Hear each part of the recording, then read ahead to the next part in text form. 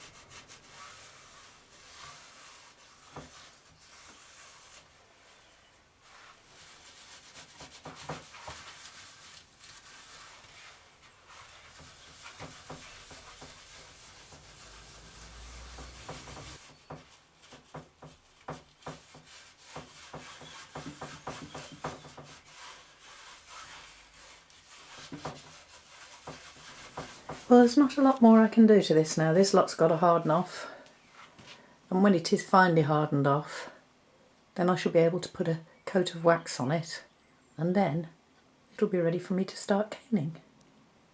So because that's got to be set aside for a day or so, and then it's just caning, which I can't do full time because it would drive me mad, I'm looking around at other possible projects, and I found this, which is a pretty plain box, but inside there it says Cox & Co's Kindergarten, New Oxford Street, London, and as I understand it, they used to make kits for children at school, so it could have been a knitting kit or a pen making kit.